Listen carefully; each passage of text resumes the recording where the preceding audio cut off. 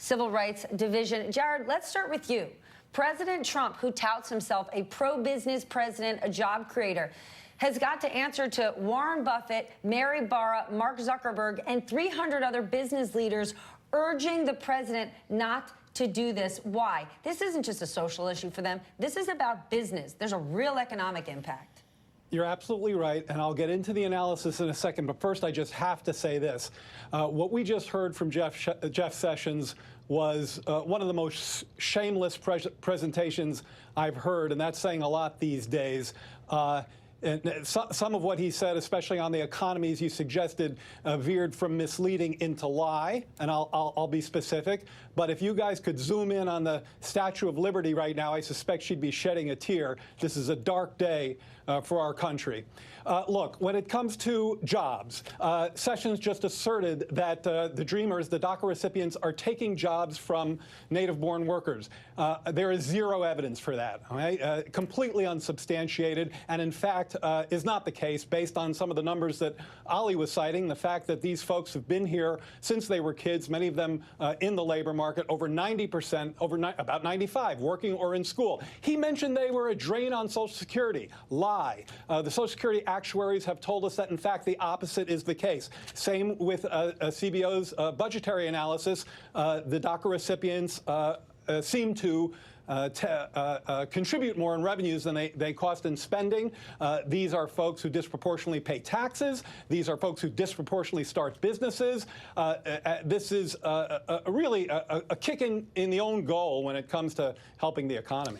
Vanita, let me ask you something. By the way, on the left of your screen, you're seeing DNC Chair Tom Perez outside of the White House leading a protest there.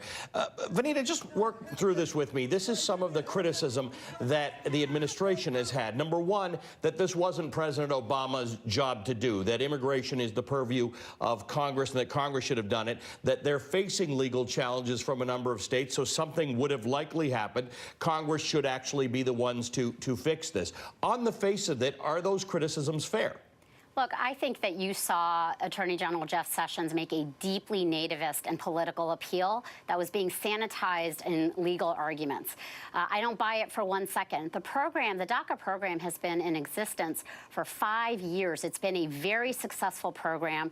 It's you know, entrepreneurs, university graduates, folks who are really contributing to the economy have come out and are part of this program. And what Jeff Sessions is doing is hiding behind legal arguments. This program has withstood all prior legal challenges to date. And so to suddenly introduce this kind of sanitized legal picture, there's a real reason why the Trump administration put Jeff Sessions up with the Department of Justice's emblem behind it.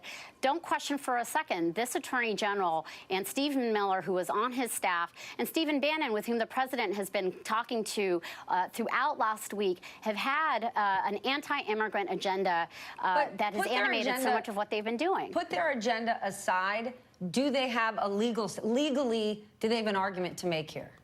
Look, they are preempting a decision. The Justice Department before defended the DACA program. They absolutely could have here. This is a question of prosecutorial discretion and the executive branch having, as they say, even in defending the Muslim ban, executive authority over immigration policies. And so they absolutely could have and should have defended the DACA program. And they're being bullied by states' attorneys general. This was entirely a creation of the Trump administration, this crisis. They did not have to put themselves into this situation, and now Congress absolutely needs to act. They should not wait for 6 months.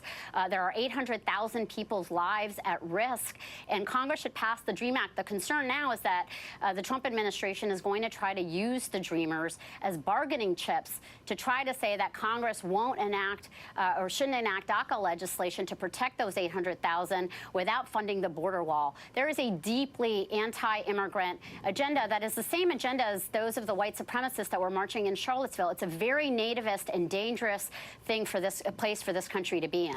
Gregory.